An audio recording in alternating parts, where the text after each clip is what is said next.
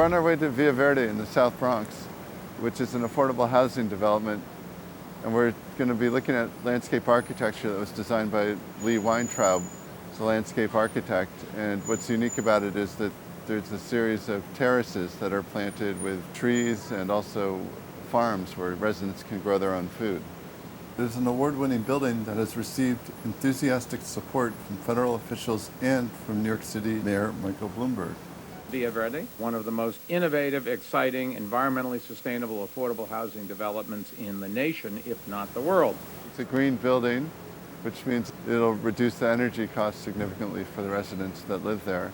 It's affordable housing. It mixes rental units with low-income condominiums. The project is representative of kind of that perfect storm of a client who wants to do not just the right thing, but the great thing. The scheme that emerged was a scheme that began to sort of have these layers of landscape, these layers of spaces.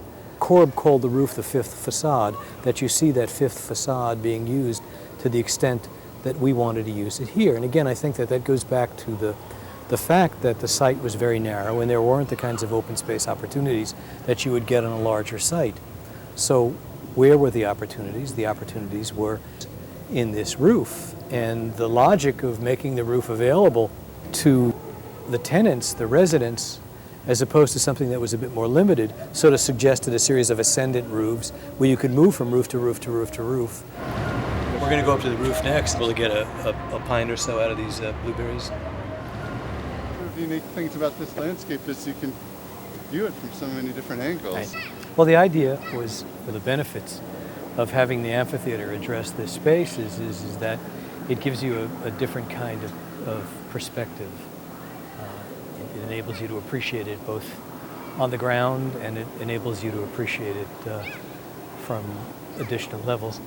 One of the issues that we had was trying to make the levels available to both able-bodied and non-able-bodied people. So you'll see that there are places where there is an elevator stop that accesses the individual rooftops, or there is some kind of lift that takes you up the stairs. What we felt was important was, again, making the roof a place where people could grow, where people could harvest, where that sort of communal notion of people working together to make something was very important to us, and we wanted to provide that opportunity. One of the things that we've heard is that what the building wants to do is use the trees in sort of a contest at Christmas time, a decoration contest, or marry a tree to a part of the building, which again, I think is just a phenomenal way to begin to connect people to people, people to landscape, and to kind of create a culture of both landscape architecture, open space, growing things, and sort of using that landscape in a way that will make this place incredibly successful. How big will these trees get? I'd say double the size would be maximum. The harvest will be prolific, and residents will share in that harvest, and children will get the apples from this roof at Halloween in their trick-or-treat bags, or they'll bob apples like we once did as kids, or people will make applesauce or apple pies from their rooftop. Yeah.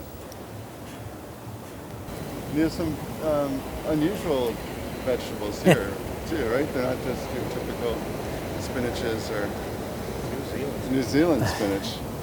Basil, how about some basil? You tasted the blueberries? How about some basil, some parsley? Chew that baby. Planting on the rooftop is still experimental. We're working with Grow NYC to develop the best kind of planting palette and the most productive planting palette. We're in the Bronx, and this is a neighborhood, and this neighborhood was essentially destroyed in the 70s. There wasn't much here. And in the in the late 80s, early 90s, a group of people got together and devised a plan for this community.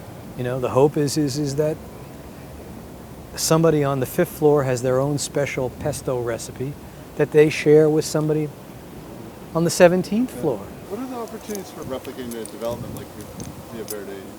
Well, I think that there are lots of opportunities. I think the things have to be right for Via Verde to happen again. I mean, there has to be a site that kind of suggests that kind of crucible of pressure that yields something extraordinary. And I think we had that crucible here.